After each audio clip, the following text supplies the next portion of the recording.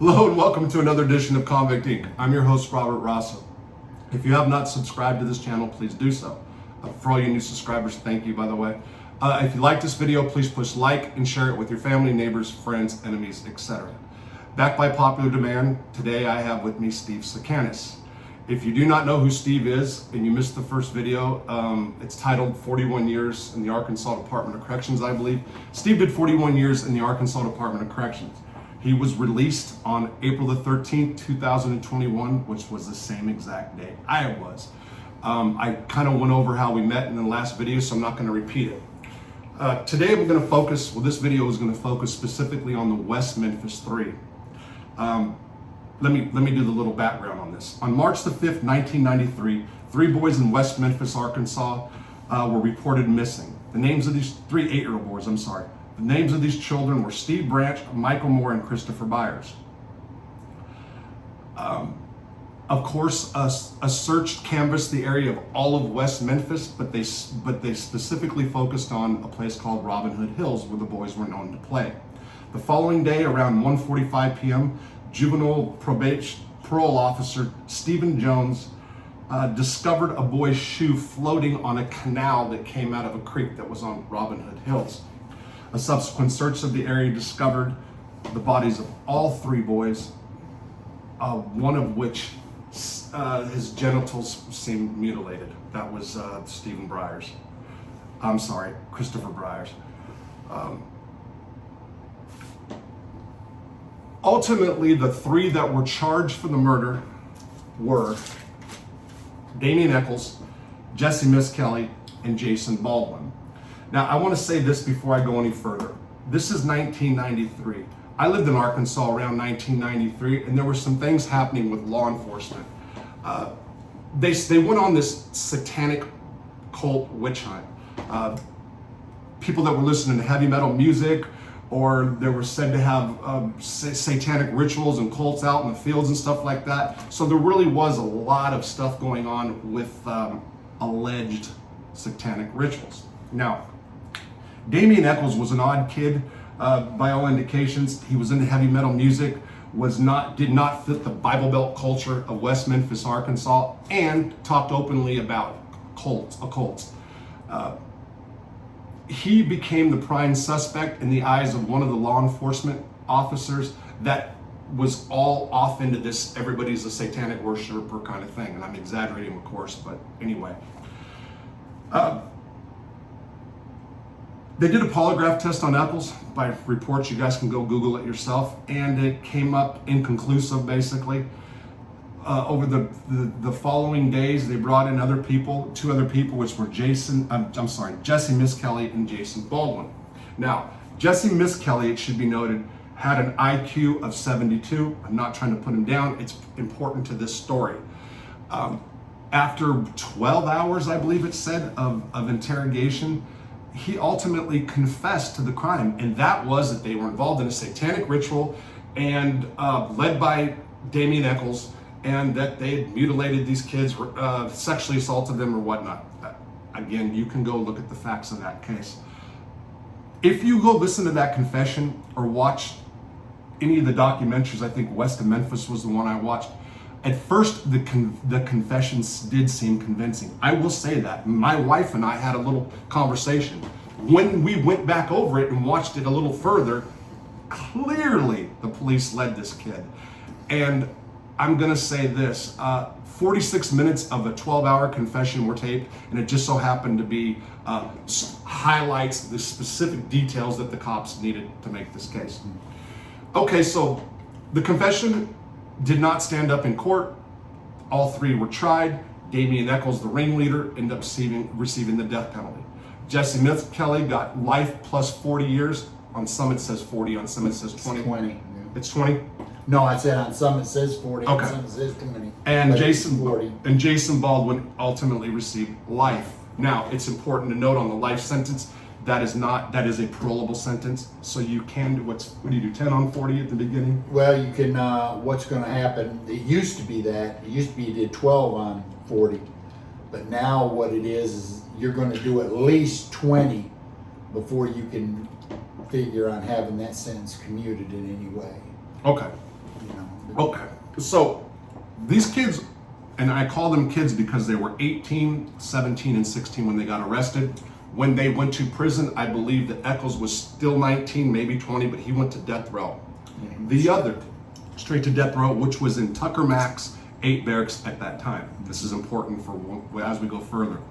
The other two, Jesse Miss Kelly and Jason Baldwin, went into general population. Now let me say this before I go any further, and if I repeat that phrase, I'm sorry. I knew a 15-year-old, Steve will tell you that he knew a 14-year-old that went to adult prison in Arkansas. And I'm gonna tell you right now, from what I've seen, when these kids that go in, teenagers that go on, it wasn't pretty. In Sebastian County Jail, there was a kid, Phil Pott, 15 years old, got arrested for trying to steal a car and stabbing somebody, I believe. I heard him be sexually assaulted in a cell next to me. And after they did it, they said, hey, you had heart, you fought back. Basically saying you did the right thing and we're preparing you for what's to come in the ADC. Straight up, I heard all that. I did a video about this, I forgot what the title was.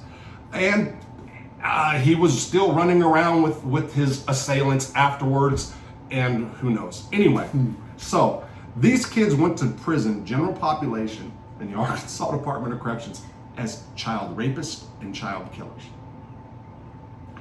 Steve, you knew Miss Kelly and Baldwin. Yes, I knew them both. And you have heard or have seen or knew of facts about what happens when they got down there originally. Well, the one thing that you have to remember is in a prison setting, the two worst charges that you can have in correlation to other inmates would be sex charges and charges against children. The reason for that is pretty self-explanatory. Children, they figure, can't defend themselves, so that is a bad thing. Yeah. And then any sex crime in itself is a bad thing, but what you're going to find out in this particular instance is it was my observance that most of the trouble didn't come from the whole of the community, prison community. It came from the whites. So I'm going to say this. I asked Steve specifically before if it was, we're going to get into the sexual assaults. If any of these two were sexually assaulted, if it was predominantly black that was doing it. There was a reason I brought that up. When I was in the ADC, I saw it was the population was like 90%, almost 85% black. And a lot of times when you first get in and you're white, whites kind of left you alone. This was my experience. Steve went down a long time before me to see what you would do when blacks came up and tried you. That in California it was different. You're protected by whites right when you go in. You're almost put in kind of a gang just by the color of your skin in the CDC. Guys in California did time. You know what I'm talking about. Arkansas is totally different. So I asked, I assumed incorrectly so, and I apologize, African Americans, that it was predominantly blacks that pushed up on these two kids and did what they did. Go ahead. Yeah. It was primarily the whites, and it was primarily geographical, or they knew somebody that knew somebody that knew somebody.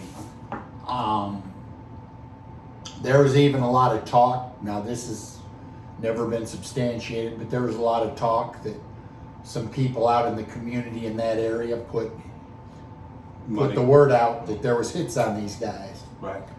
And Jesse Miss Kelly probably had it the worst, like to say, because of his IQ, and he was easy pickings. Jesse Miss Kelly, if you go see photos of him, he's a shorter stature guy, but stocky, but shorter. And I think as a family even said, and again, this isn't a put down to Miss Kelly or anybody, IQ's kind of a slower guy. And remember, he's an adult now, but as a kid, it was different. And I will say this, I was in the ADC when these guys went down, and even in the prisons that I was in, I was up in Calico Rock, I believe at the time, spread like wildfire that that the two in general population, he'll tell you different.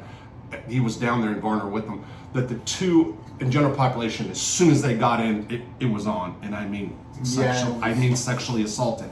Again, I've never witnessed that. Going through the Arkansas Department of Corrections, I remember guys laughing about it, saying, "Great, they got what they deserve. They're going to be punks. They're going to have makeup on and a couple." This is what I heard. I didn't witness. Now go ahead. Right.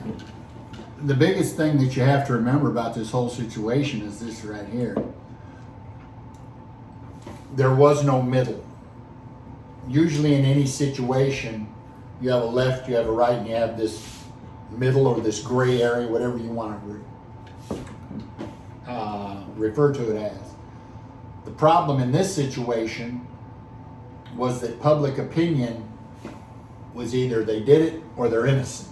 There was no medium. It's still like that. I just put it out that I was going to put a video out, and there's people that hit me up and said those guys are guilty. I believe they're innocent. That's my opinion. Okay, that's my opinion. But so don't come at me hating me and throwing. I'm just telling you. But this story's about their time in prison. It's like I said, it was a case of public outcry, and every time that the state would say something new or this was confirmed through the state crime lab or the prosecutor says this, it would seem like public,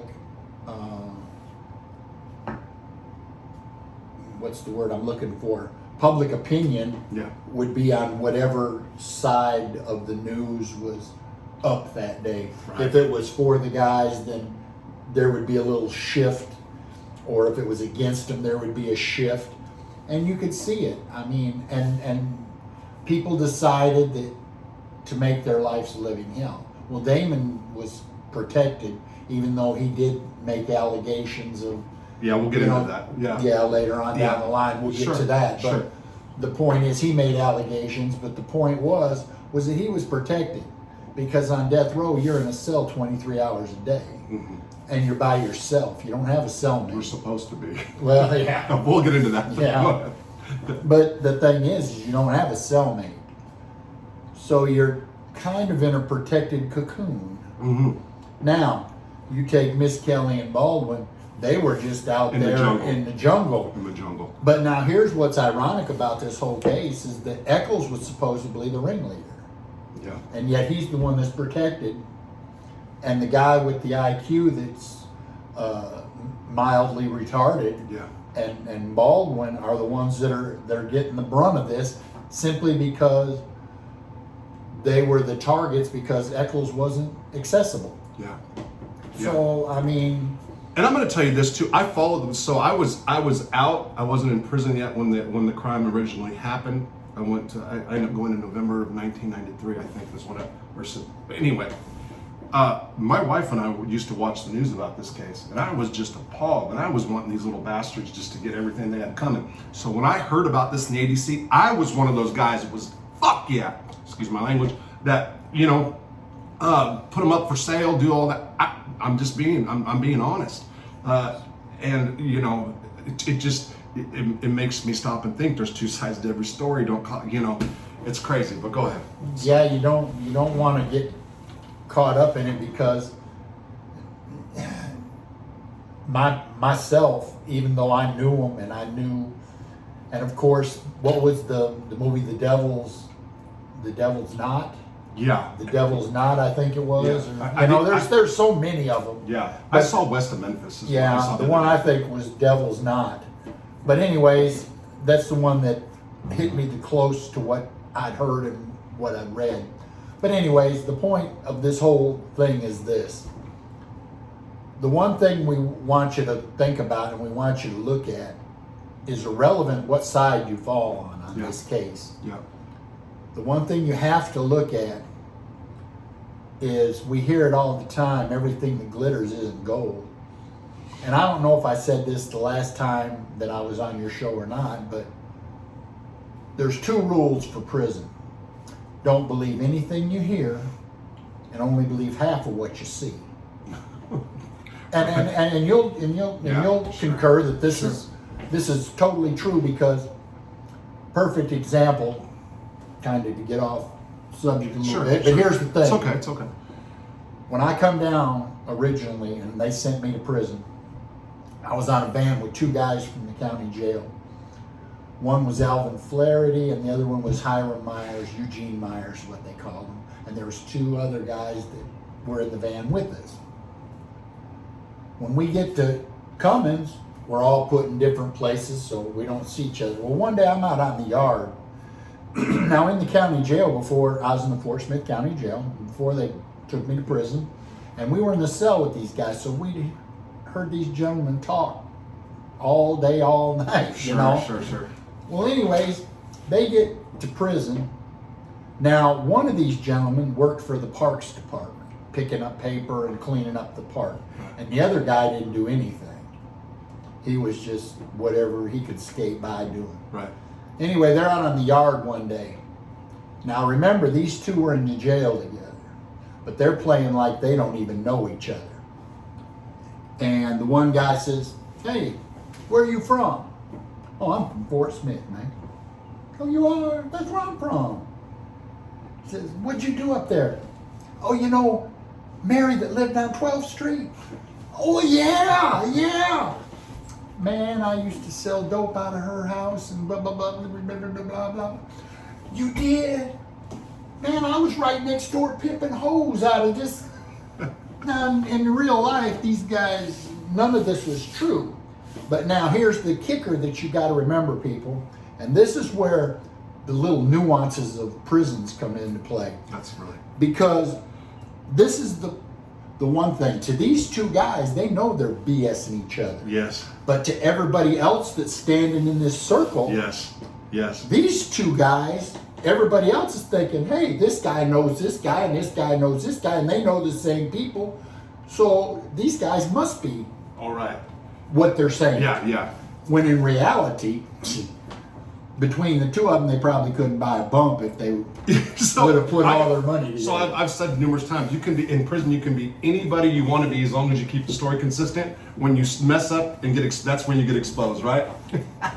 Yeah. Okay. And like I said, but that's the reason I say that is because you can hear something and you can see it and you just assume that that's. Yeah. But you can't assume anything, and don't assume anything, because I have seen people that I have thought were guilty that eventually I found out were innocent, and I have found out people that I thought were innocent who later I found out were extremely guilty. Right.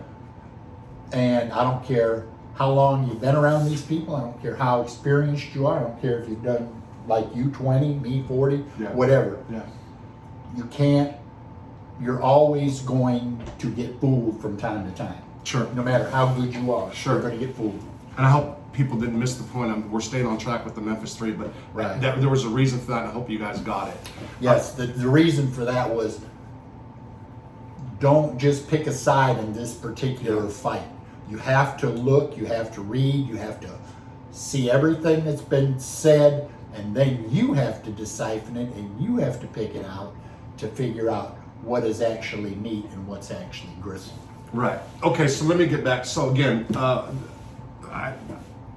not going to stick with this all the way. So these 2, I heard from different sources, had a bad time originally when they hit. Right? Yes. Is that safe to say? Yes, they were both raped, molested, whatever you want to call it. Yeah. So Okay. One of them kind of came. I don't know what kept happening. I don't know if I don't know if he had a boy, a dad, or. So what I'm trying to say about Baldwin, he ended up becoming a legal beagle, right? Yeah, he became a law library clerk and was very good at it. Yeah. I mean, he's like you. He knew the nuances of the law, and he was really good at it. But he also did a lot of college courses. He did a lot of correspondence On his courses own. on his own. Yeah, that's what. To do that, To better himself and try to grow. Not become stagnant, just sitting in there saying, "Oh, poor, pitiful me," for all this time, however long he had to do. He became proactive, and the thing about becoming proactive in prison is you see the job it got him. you know that's one of the better jobs in Sure. prison. Yeah. That's what got them that job. Like me, being a clerk. When you show them you have skill, then they're quick to utilize those skills. And it shows your intelligence. Like in his case, he helped a lot of guys. Well, what's a writ of centuri, or what's a writ of habeas corpus, or what's a writ of mandamus? You know, these guys don't have any clue. They go in there and all of a sudden, he's telling them. So, and also, when you come down, you have a case like that, you come in and everybody knows that you've been just gang assaulted, whatever you want to say. Right. Then you do something like that, that kind of keeps the wolves off you too.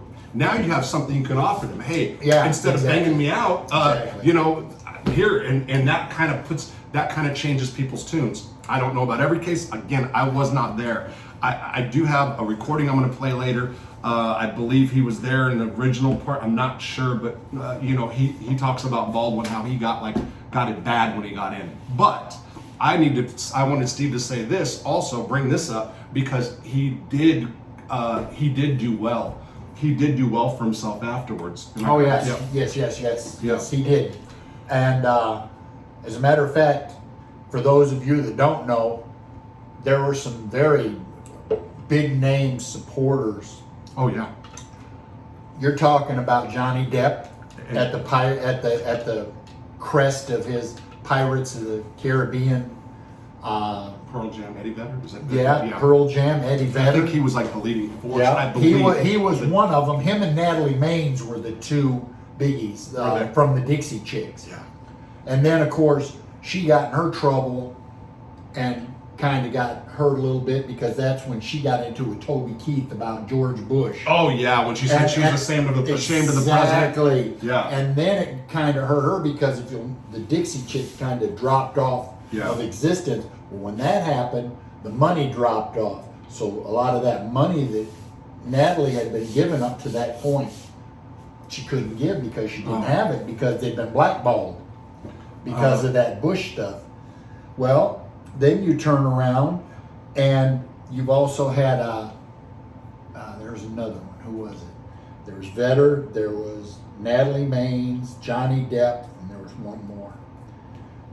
I just saw the documentary. Yeah. Anyways, there was 4 people that predominantly footed the West Memphis Three's legal team bills, and they had a lot of bills. I'm talking about, they had a legal team that was working round the clock, because you had one guy that's on death row, you got other 2, so there's no telling when a governor will come up and say, okay, well, I'm not going to listen to none of this. We're going to execute him on this date. It is so important. I'm going to say right here, especially even if a person, I'm not talking about a child crime like this, well, whatever, any case, it is so important to get outside help if you are able. Remember that. If you've got people right now that are in prison serving life without parole, I don't care if it's the most heinous crime.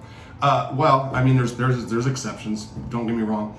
If you can get public support and a person's doing life without parole, you don't know what tomorrow brings. You don't know what's going to happen in 20, 30, or 40 years. It's better to get out when you're an old man and die on the street than to die in prison. I would also like to say this. If you're listening to my voice, if you don't listen to anything else that I ever tell you or I ever say to you, this is one thing I want you to remember. I don't care who you are. I don't care what you've done. Do not, and I repeat, do not take a plea agreement. Okay. No, I'm going to No, go ahead. Yeah, No. I didn't know where you were going. I get what you're saying. Yeah, now I'm going to tell you why. Go ahead. We'll get...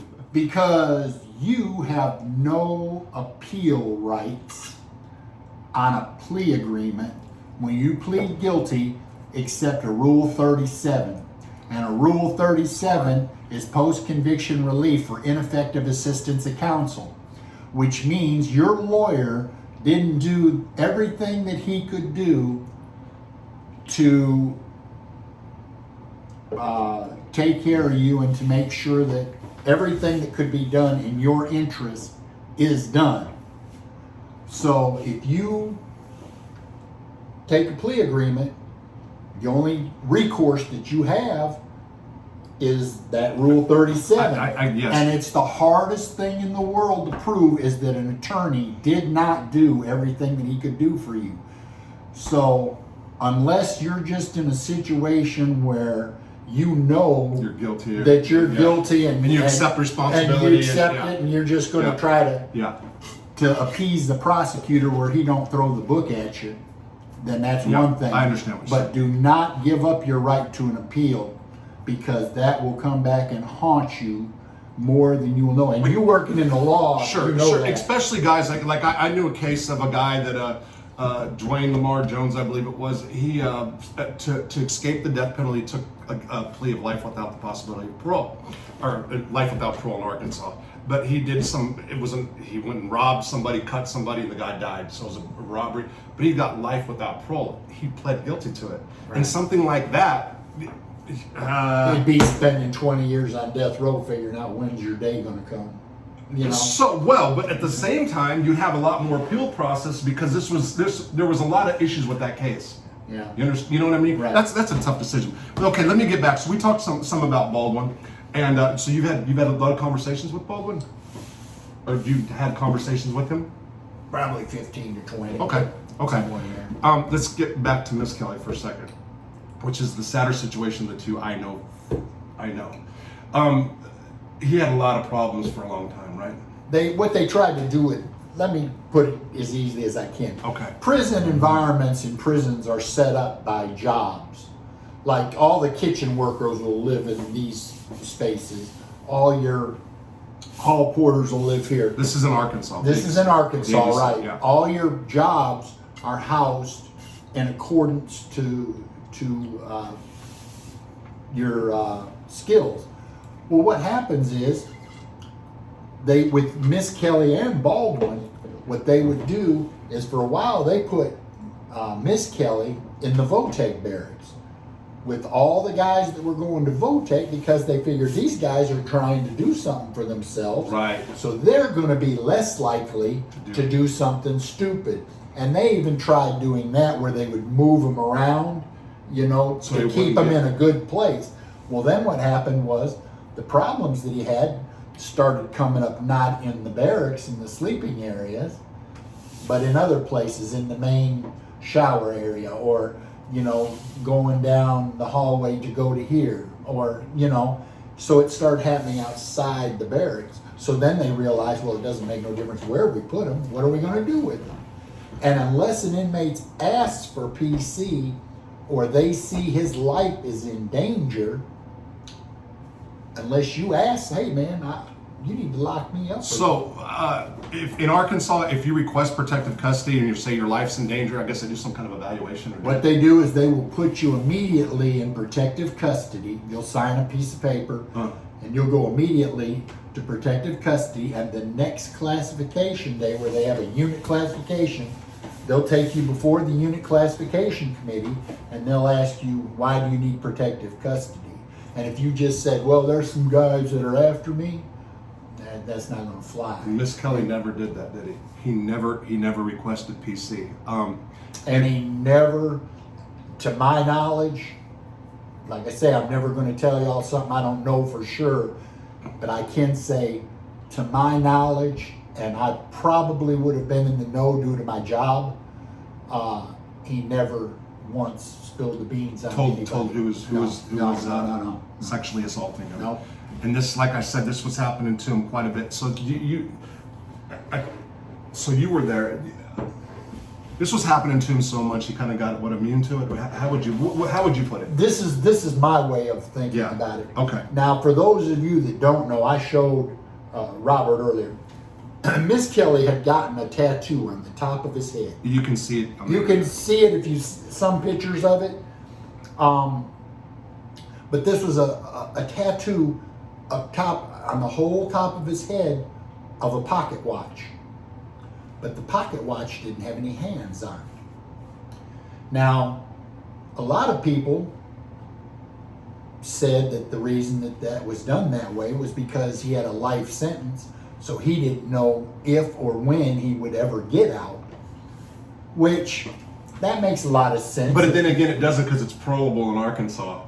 Right. Okay. So anyway, go ahead. But now you come right back to the same thing. And a lot of people, not a lot of people, I have heard from people who I do give their word credibility, is the fact that he put it up there because no matter what day it was or no matter what time it was, he never had any peace. Because if it wasn't for the fact of eating him up, that every day that he was in prison for something that he didn't do, and then you add on top of that he's getting sexually molested. Yeah. You know, I mean, that's a lot for anybody to bear. And now take into effect that he has an IQ of 72. So there's different ways. So there's guys that come up and like, you know, you're going to choose up, put a knife to your throat kind of way. There's choose your daddy and you're with one person and with one guy. He was being like told, hey, we're going to meet up at such and such time. He was being told, come on right now, come on.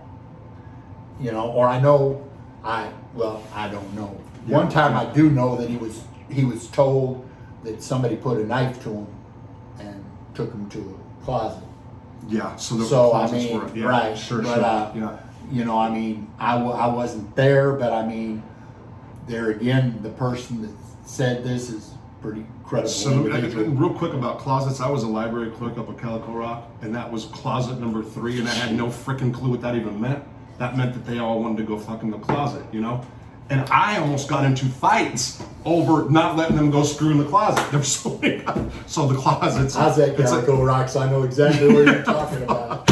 Man, it was bizarro land, especially from somebody from the West Coast that went out there. Yes, It's crazy. Anyway, so I don't want to keep focusing on that. So Miss Kelly, he had a bad time. He did not, whether right or wrong, did not choose protective custody and did not tell on anybody that, specifically on anybody that sexually assaulted him. There was one incident where he did go to the infirmary. He went to the infirmary, supposedly.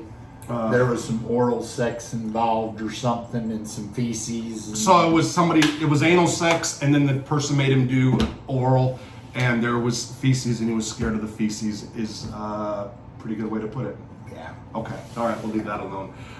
Okay, is there anything else from that time before I get into Damien Echols and what I know about that situation? I think that pretty much tells you about Baldwin, and like I said, Baldwin was, out of the 3, Baldwin is probably the most experienced type, or the most knowledgeable and most experienced with knowledge and information. Yeah. Now Damien Echols, he's the most artistic of the group. You know, he's the one that writes the poems and draws the pictures and does all that to express his feelings. But you know, poor Miss Kelly, he don't do nothing. Yeah. He has no way of venting. And I need to add this. I didn't put this out. I'm not talking about this and focusing on what happened to those 2 in general population, like out of some pleasure and say, see, the bigger point, it's actually a really, really sad thing. We know stuff that happens in prison, and he was there. That's why I'm speaking about it. There's a lot of stuff that's not out in the media, and it can go for an example, hopefully, on any future cases. First of all, get all your facts straight, and second of all, that stuff should not be permitted. Period. I mean, but anyway, that's a whole different story. I want to now go to death row, and there was what was the warden name? 1995 on death row. I want to paint the picture of death row in Arkansas. He did say that. Steve just said recently that Damien Echols was protected, and I'm not saying that's not true. There's truth to that. However, what was death row like in Tucker Max that you know of? And you can go Google this. Go ahead, because you know it. Here's the thing. The warden at death row at Tucker Max at that time was a gentleman named Terry Campbell. And spelled Campbell. Yeah. So you can look it up. Like the soup. Yeah. I had known Terry Campbell for a long time. I'd worked for him, and he was probably one of the most sincere people that I had ever met concerning prison reform and prisons being safe. Because at that time, 95, Tucker Max was a madhouse. It was crazy. It was off the chain. When they gave Terry Campbell the job of warden at Tucker Max, they basically told him, "We're putting you here because we want you to clean this up." Yeah. There's a lot of problems here. He'd been Troubleshoot. already with the Department of Corrections for like over 15 years before he got this job, so he was no short into this job. Sure. The thing was, when he got there, he saw all these problems. He saw cell doors that didn't lock. He saw control panels that didn't work and could be jimmied by the inmates. He saw all these different problems. He saw contraband coming in by the boatloads, you know, and guards are bringing this contraband. This is throughout the in. prison and on death row. Yes. Okay. Oh, yes. It's throughout Tucker Max and at death row. Yeah. Okay. Need to make that. So, clear. anyways, he calls for a unit-wide shakedown, and they shut the whole unit down, and they called in special officers that were in training from the hate school. Well, yeah. Yeah. Go ahead. Yeah, the 8-week Yeah. introduction to prison. Anyways, he found all this stuff. Well, when he found it, he says, "Wait a minute, you just put me here and told me to handle this. And I'm going to handle this." So he went to the media to cover his rear end Get smart. so that everything would be documented. That's the ADC's big word, document. We want this to be documented somewhere in black and white, you know. Anyways, Terry Campbell found all this stuff. He found X-Acto guns, he found paint thinner, he found syringes, he found drugs, he found porn, he found a camera where inmates on death row, like I said, that are housed one per cell for 23 hours a day, had somehow gotten into cells and were taking pictures in each other's cells. So he finds all this stuff. Shotgun shells. Shotgun shells. Shotgun shells. Shotgun shells, Death row. knives, Death row. drills. So anyways, when they find all this, he's covering his rear end. So what does the prison system do? They reward him by trying to fire him and trying to take his livelihood away and all this because he went to the press instead of handling it internally. Is like to handle everything, because if it's handled internally, it never gets out, so you never know about it unless one of us guys happens to get on something like this and we tell exactly what's happening. So also, when they did that, and this is important because I'm about ready to play a recording from an inmate who was on death row. The guy's name is Brian Chappell. I met him in the federal system. We talked last week. He was a picket man or a laundry orderly on death row. Now, he was sent to Tucker Max for disciplinary reasons. When he worked his way out, he was in 7 barracks and became a laundry orderly. He'll talk about how he got there. It's about a 10-minute recording. I'm going to try to do the best I can with this. But also in that shakedown, there was cinder blocks missing. Yes. That went from cell to cell, and this is important. A cinder block, a entire cinder block was gone and had been paper mache'd. Yeah. So that it looked like a real block. So that happened in 1995. Now, what this guy, Brian Chappell, is going to talk about is he was in 96 and he met Damien Echols. And let me try to figure out how the best way to do this. But he talks about what he knew. Let me go up here and put the phone over here. It's a phone recording, as you can see. Hello, you hear me? Consult Department of Corrections. Okay, real quick. Brian Chappell was serving time for murder, 40 years for murder. Originally, his case in the Arkansas Department of Corrections, he was facing the death penalty. On death row, if they don't like you there, if they don't want you working as a laundry orderly, you're not going to stay. Because we call him Chappell. Because Chap was facing the death penalty, he knew some of the guys, they kind of accepted him. He stayed a few months. So I'm going to try to get past the BS. Sorry about the record. Oh shoot! Now I just went. I hate androids. Sorry.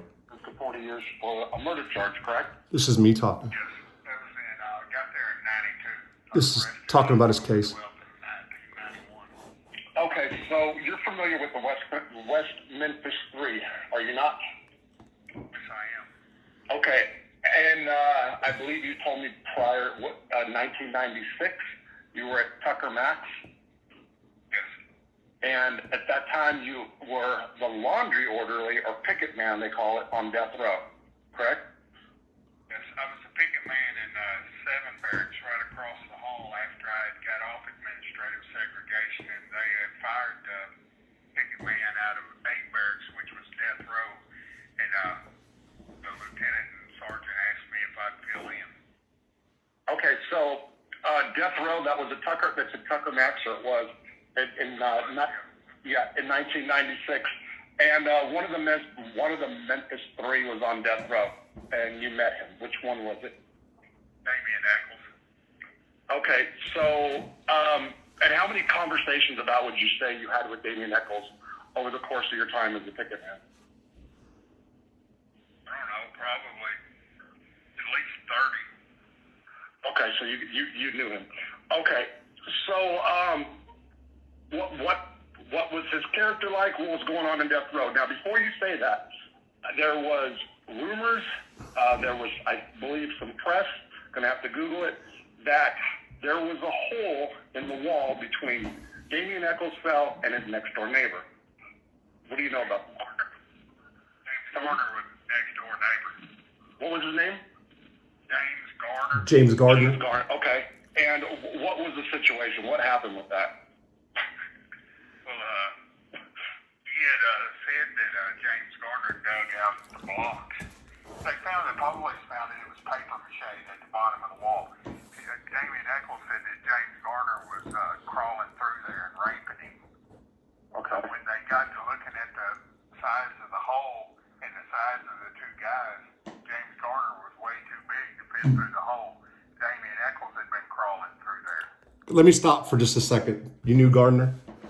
He was a wide, not a tall guy, but a wide guy. Is that what you said? Yeah, So, he wasn't. Matter of fact, let me give you a little backstory about him. Do you remember me telling you about them guys they brought from California? Yes. The Navies? yes. Yeah. One of the guys that they brought was a guy named Johnny Wiggins. And James Garner was his running buddy. Oh, was a white guy? Mm-hmm. Oh, I thought he was black. I didn't know. Okay. The James Garner I'm talking about is a white guy. Yeah. Okay. Yeah. Okay. But Yeah, he didn't say black or white. I think I asked, but he didn't. Yeah. yeah. But the James Gardner that this one's talking about, he might be 5'7", 5'8", but he probably weighs 160, 165. Do you know what he was on death row for? Yeah, he's on there for killing a guy. Oh, in the joint? Yeah. Oh, so he Because was part they of the changed NB. the law. I got it. See, when I first come to prison, if you went to prison and you killed somebody while you were in prison, they took you to Star City and they gave you 17 years running concurrent with whatever it was you were doing. Okay. Then what happened, too many inmates were getting killed in the late 70s, early 80s. I mean, they were dropping like flies. Right. So what happened was they hem-hawed around with it for another 10 or 15 years, but then they changed it to where if you killed an inmate or a guard, it didn't make no difference. If you killed anybody while you were in prison, go death row. Okay. So that law let me go back. changed. Let me go back to this. I just wanted to, because you had some knowledge about Gardner. Right. Again. Yeah, he was too wide for. Okay, to get through. Yeah, he wasn't going to fit not through one brick, maybe 2. Okay, so just to be clear, so a cinder block wall that divided each cell, right? Yeah. And the blocks from the bottom under the bunk or whatever were dug out. Echols said at first that he was being raped. Guy was coming through. This guy was a pretty big black guy. Is that right? Was he a white guy? What was it? Yeah, Garner was bigger than him. I never did talk to him. Okay. I can't remember him. Yeah. You didn't talk to Gardner. Okay, so it wasn't under the bunk. The bunks are against the back of the cell. Okay. Against the back of the cell. It was just in the sidewall. Okay, were these guys able to interact with each other, the guys on death row at that time? I mean, they could talk to each other and everything.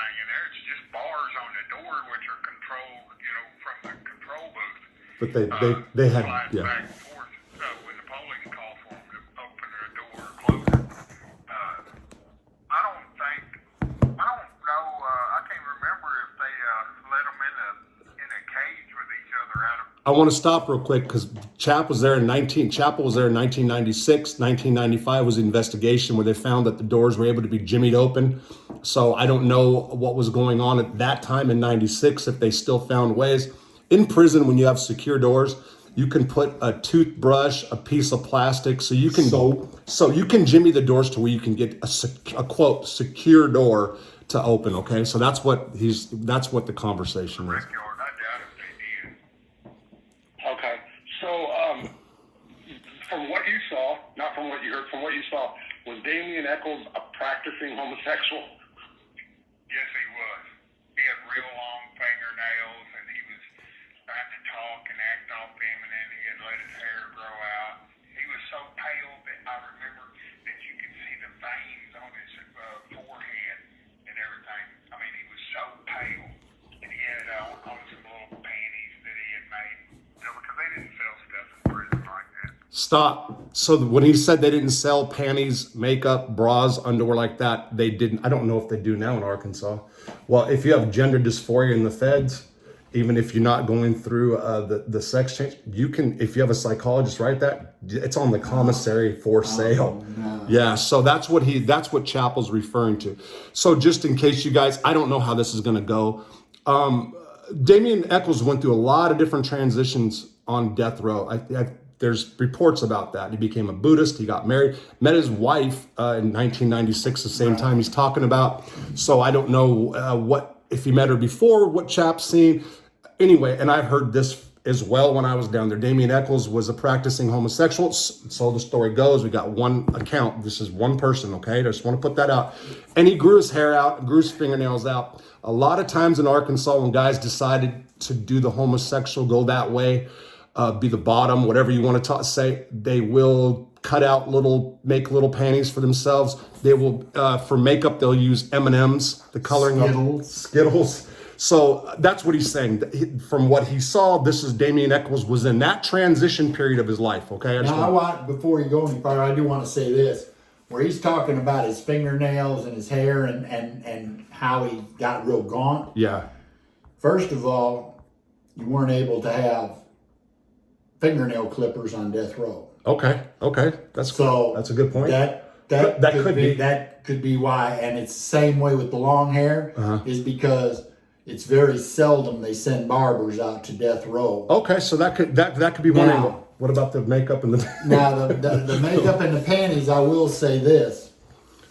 I'm not going to say yes or no, but I'm just going to say that if you're the type of person that he was, where he was into all this gothic, this heavy metal music, all the things that he was into, you would be pale and gone. Sure. And the other reason is because he out. didn't go outside because of his eyes. Remember, he's got that eye problem. Okay. So well, that's a good. I'm glad you said that, because that's showing a different point of view or something else that could have happened. Exactly what we just talked about. Don't believe. So that's a great point. Don't say that. Oh yeah, well he had long fingernails and he had long hair and he was really pale and you could see his vein. There's, all the things that he was, that Damien Echols was and is. Look at pictures of him now. Sure. He's gaunt. Okay. So I'm saying. So there was a lot of stories coming out. And you and I both know this individual who we're talking to. You want to smut Chapel? I'm not going to do that, but I'm saying we both know him, and we both know that he can be full. I'm not saying that he is, but he can be full of BS at any given time. Yeah. Okay. No. Hey, listen, that was a good point. So I want to say something here real quick. I've known Brian Chappell for many years from federal prison. In federal prison, people that knew him in the Arkansas Department of Corrections saw a different side of him. He was young when he went in. He was 40 years old, and there's people that say that he was a predator. I never saw that side of Chappell. I saw a side that would fight real quick, forgotten many, many fights. Can he exaggerate? I mean, I think a lot of people in prison can. I want to say that. Yeah. I do know that to me, like he's, I was in units with him for a long time, so I can call kind of BS on him. He came in, when I first met him, we talked about this story. You know what I mean? Because I knew he was in Tucker Max, and I heard so many things coming out about Echols, especially about the sex stuff through the wall. So he's like, yeah, that happened, and he was abroad when he was down there. That's what he told me back then. But that's made a good point, Steve. But now here's my question. Right. Go ahead. How is he going to know he's abroad if Damien's on death row? Damien's not doing stuff in that cell while this guy's in the barracks. No, so what he was saying was, so he said that he was talking like a woman. Oh, he did say, so in other words, he was doing that's what he was. He was taking on that role. Yeah, he was taking on that role at that time. Okay. Now, there's reports that he went through many different transitions on death row. Oh, yeah. And then, like I said, there was, the Sharp brothers, Jackie and Jody, I forgot which one of them, but there was guys that would come out of there that I knew that would say, hey, man, that guy was doing this. And of course, that was a pretty big deal about the block in the wall. And I heard that he literally said that I'm being raped and then whatever. Right. That's what I heard. Okay. Right. But you made he made a good point about Chapel. That's valid. Again, I knew him for 5 years in the feds. Can he be full of shit? I'm going to just say again, everybody can. Would he exaggerate this right now? I got another interview with him about a different story, and I don't think he'd want his credibility ruined to put this out. I can't say that. He's got an important case going against the BOP. Okay. And I told him beforehand, be specific because you're the only person that I've got out of death row that was in there that saw him. Because so for example, he said he had long hair. I'm going to give you an example, you guys listening. He said he had long hair. There's pictures of him all the way through those years. Right. So, and I even said, are you sure? Because I see him with shaved heads too, But going with what I was told by other people, the media reports from 1995 kind of added up. That's why I put it out there. But I'm glad you said that because it shows a different perspective, a different side that could have been. Yeah, so he did the M&M's makeup. He had a little shirt and Cut-off shirt. had some kind of rouge on his cheeks.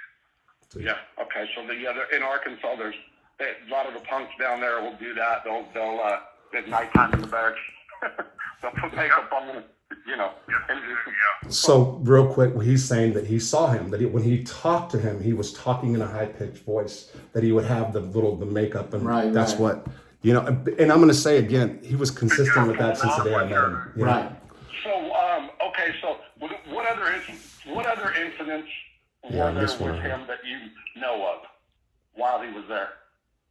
There was a preacher or somebody's spiritual advisor got fired because he ratted on them, and they caught the guy with a couple of ounces of weed in his briefcase or whatever, and I heard there was some shotgun shells in there too.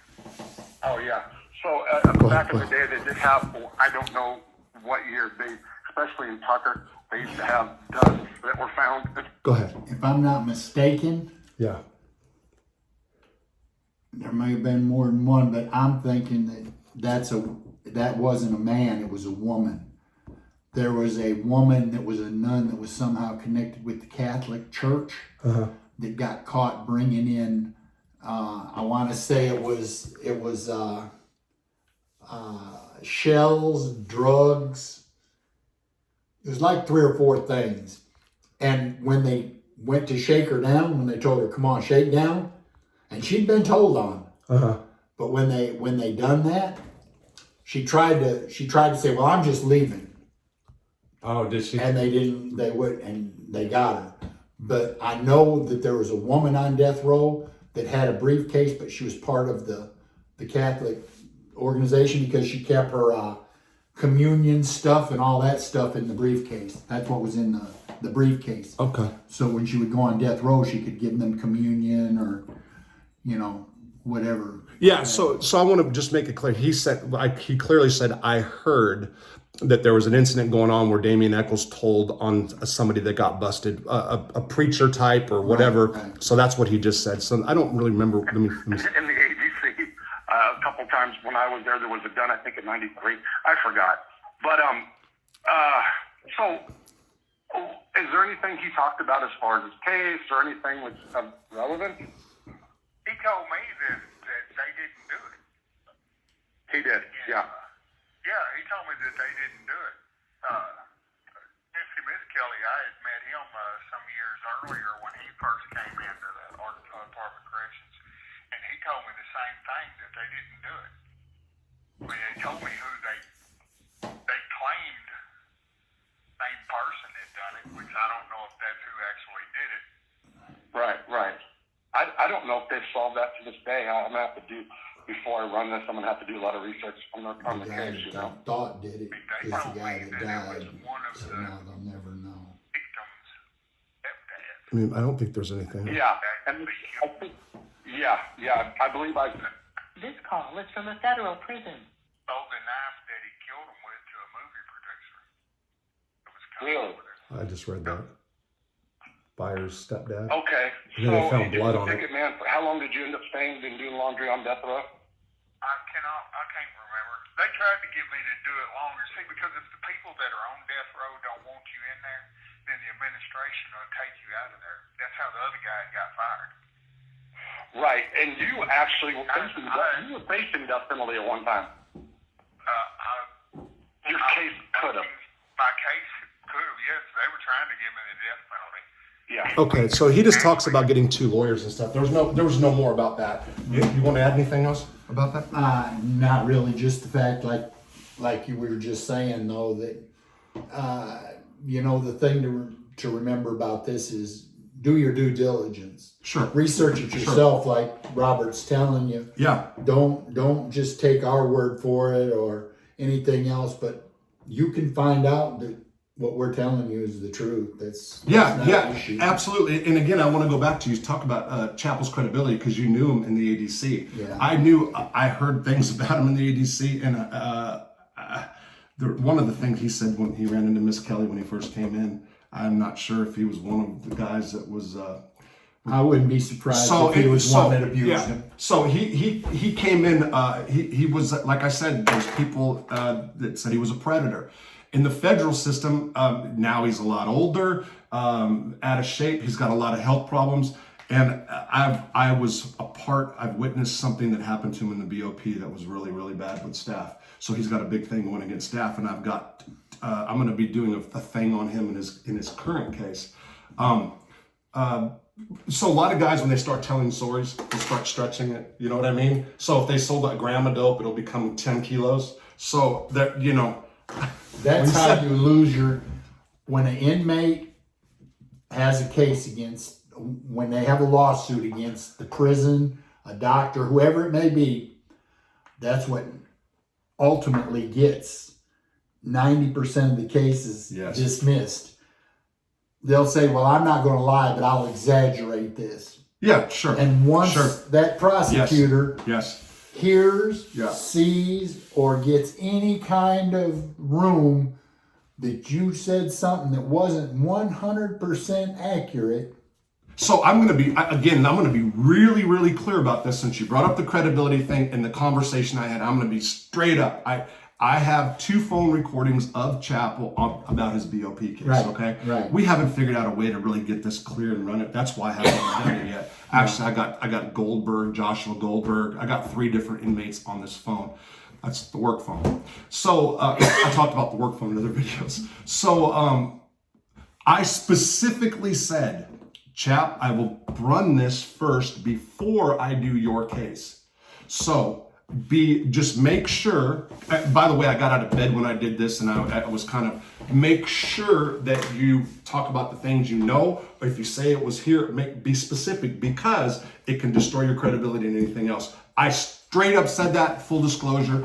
You made a great point though, and again, that goes to the heart when I say, always check your facts about this. And don't embellish nothing, even this. Just keep it real, and if you don't know, say you don't know. And I have not read Damien Echols' books or about anything he did on death row. I don't know if he mentioned any of this or not, or if he was trying not to keep it secret. I'm gonna say this, I did not see it. Chappell claims he saw him in feminine stuff. I know multiple people that were in Tucker Max that talked about the bricks. They found bricks, the block, so that was not beyond the realm of possibility. That is not to humiliate the Echols camp, him, his wife, or anybody else. Again, they were telling stories about what happens to people in prison. Obviously, he made great changes. I'm not saying that being a homosexual is bad. Don't hit me on that, LGBTQI community.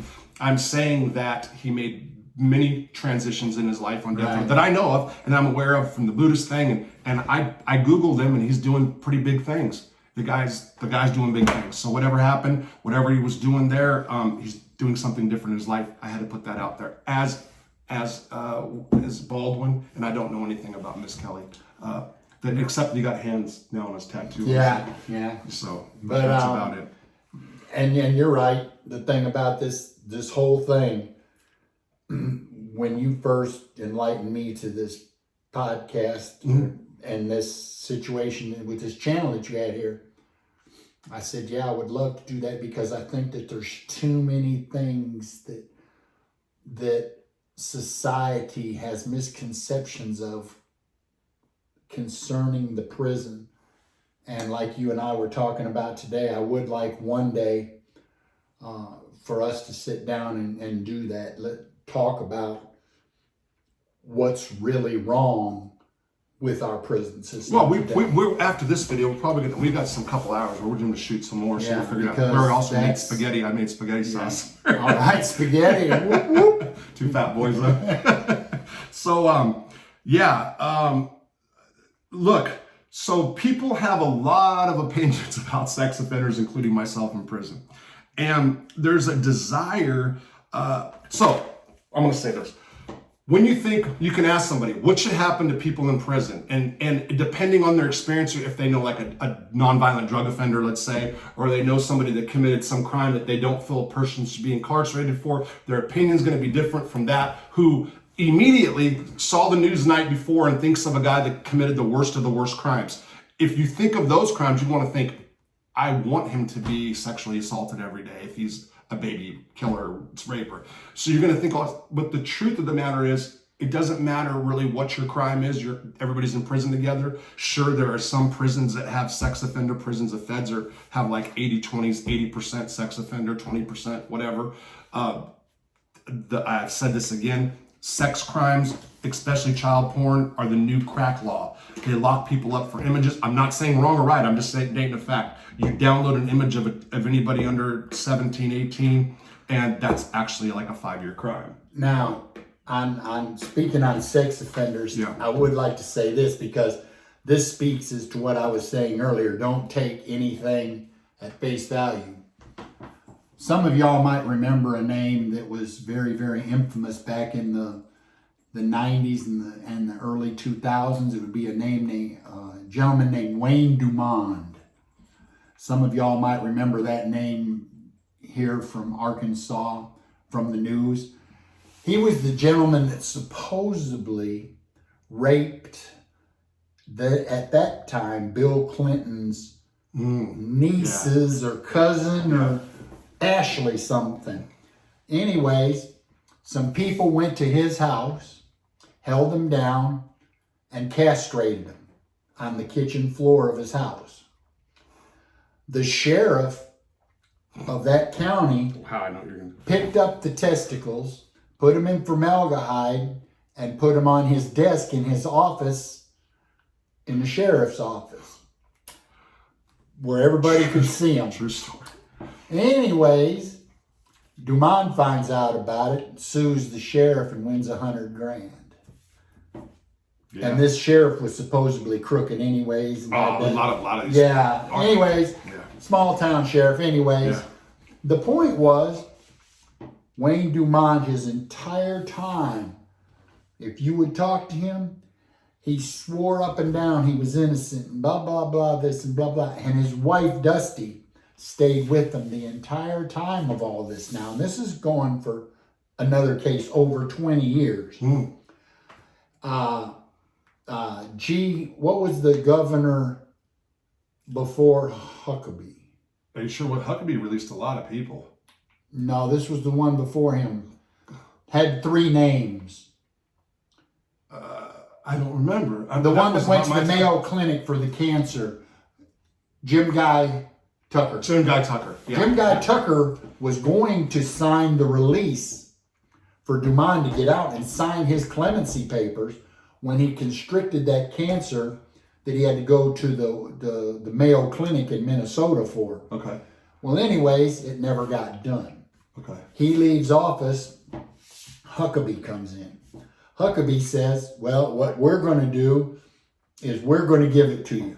So Huckabee signs the papers at Jim Guy's request. Yeah. Anyways, Dumond makes parole. Mm-hmm. Well, he doesn't make, yeah, because what they done is that's the way it went. They computated his time to, to years where he could make. Anyways, Yeah. the point goes, he gets out, but they will not let him to parole to Arkansas. Right. So he paroles to Missouri. Yep. He gets up into Missouri and he's living in apartments right off of a college campus in right outside of St. Louis somewheres. And anyways, he does the same exact thing with another woman. Ian had no testicles too. Yeah, and had Yeah. no testicles this time. Yep. But anyways, So castration doesn't work. they took him and sent him back to prison. Well, then, boy, everybody got on Huckabee about you. Well, let him go. Huckabee. Do you know how many people Huckabee let go Oh, that yeah. committed new crimes? Oh, That one went to Washington and shot 4 cops or Yeah. killed a couple cops, whatever it was. Yeah. But anyway, that's Huckabee took a big And chance he, there. they killed Dumond. They sent Dumond to prison up there in Missouri, and they killed him up there in prison. So you put that out there. That story that shows a different side. That shows the one people that are claiming innocent and then are guilty. So, Exactly. but here's the point I was trying to make when I went into the sex offender thing. What happened to Miss Baldwin? But I'm talking about specific because I know that the kind of time I know what kind of time this guy had. What happened to him was insane. Incomprehensible. You think about because the guards all knew. All the guards knew. Everybody knew. The guards knew the inmates, and I know the people that believe he was guilty are like, yay. I'm just trying to say in our justice system, no matter how you feel, to have somebody go through that, and like I said, this guy got to the point to where he's just like, okay, let's go, let's get it done so I can go about my business, right? And it's like that. We are in the United States, and I know there's a lot of convicts that watch this channel, and they're just like, "What the hell are you saying, Rob?" Man, if you did time in Arkansas and you've seen some of that, you did a lot more. By the way, I need to mention this before we get off. Didn't they have a big changes on the sex stuff? Didn't they come in 1998 or something? They had a new thing where they went after people that You're talking about the PREA, the Prison Reform Rape Yeah. Elimination Act. Yeah. Did that It's called change? PREA. Did that change things? No. Okay. But here's All right. what now. It did, but here's the way it changed them. One of my jobs at the Esther unit for the past 6 years before I was released, I've already told y'all I was a mentor in the veterans barracks, but I also showed the movies to the inmates. And every Friday, Saturday, and Sunday before the movies started, I had to show a 15-minute video about PREA.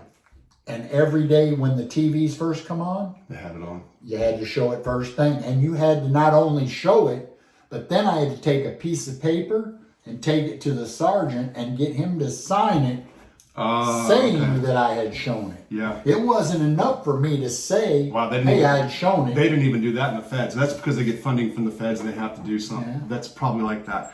And I need to say this because in prior videos I talked about being at Butner 1 and there was some convicted child molesters or child pornography dudes that that got sexually assaulted. And the whole attitude kind of was, who cares? You know, that's what they are. That's kind of what they deserve. Yeah. The feds are different than Arkansas. What I'm specifically speaking, that's how I felt at the time. Looking at the bigger picture, and I'm really talking about the ADC and what happened to Miss Kelly. It was just wow, right? That's what to me, I have pretty strong opinions because, like I said, I've seen the worst of the worst over the years Yeah. of sex Yeah. crime people. My rule of thumb is I do not. Oh, battery low. Okay. I know what it is. My battery went low. Okay. I do not want to sound any particular way, but most of the time it might anger me a little bit, but unless it's just something horrendous, you get so accustomed Immune to it. that, yeah, it becomes, You get immune well, to this guy molested 2 of his daughters. it. Right. Oh, man. This guy, man. But there's sometimes that when you hear of something that just, we really know that you look at us and you see people that done a lot of time, but believe this, people, we are wonderful human beings Yeah. compared Yeah. to No, real deviant people. So you're that are like, in prison. yeah. So your overall point, some people just absolutely deserve it. You know, Some I mean, I people get what you're just saying. absolutely But here's, and look, and why are you sympathizing with sex offenders? I can already hear this shit. Look, it's like this. So, but how do you separate those that really deserve it from those that don't? You know what I'm saying? So there's. This. Go ahead. You want I'm something? glad you're here. You want something that I know that I firsthand? Yeah. Okay. There's a dude in prison named Ricky Barna. Okay. He's in there right now. He's doing, I want to say, life plus 160. Okay. He kidnapped a woman and her child. His parents were big rice farmers down in Stuttgart. Anyways, he takes this woman and her child out in the middle of nowhere, rapes the mother Oh yeah. I know. and the child, Yeah. and Yeah. then stabs them and leaves them there to die. And the mother picks up her child that's already been raped. It was anally abused. Yeah. And anyways, stabs him. The Yeah. woman won't die. She picks up her child and she walks to the road. Yeah. And an old farmer picks her up and takes him to the hospital. Well, anyways, they arrest this guy and give him, life plus 160. But when I look at this guy did this and then made the mother of this child sit there and watch this. Oh yeah, the biggest scumbag. That's the worst of the worst. See, that's and this child can't even talk. I mean, this child is so young that and he molested it and then he stabbed it like the child can tell on him. Yeah. You know what I'm saying? Yeah. So when I see things like that, So yeah, look, you have an attitude. No, absolutely. And look, and I have tried to I may or may not have tried to light a sex offender on fire. I may or may not have lit him on fire, and he rolled and got it out. My point, I've been through when I think of the overall criminal justice reform thing, because I think about criminal justice reform a lot. So in that case, look, so Louisiana tried to do a death penalty on something like that. Nobody died, but they raped and they did away and said that wasn't death penalty eligible. Would that be, so the state should take care of that, or the guy or the family should be allowed to. There's some leave that on the prisoners to take care of. With yes, there's justice in it. Yes, it's fun when you're involved in it, especially if you're involved in the prison drama and your mind's there. It's absolutely a blast. It's a blast. Fun to go fuck people off that do bad stuff. It's fun, okay? But when you think about the overall thing and the package of criminal justice reform, what do we do to our prison systems?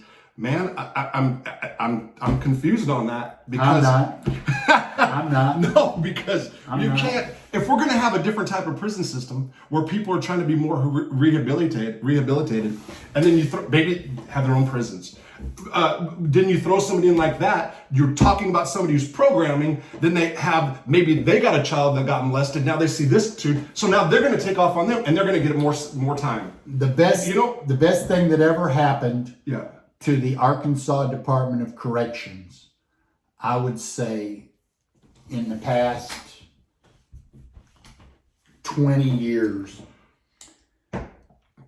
would be the fact that they started this veterans program.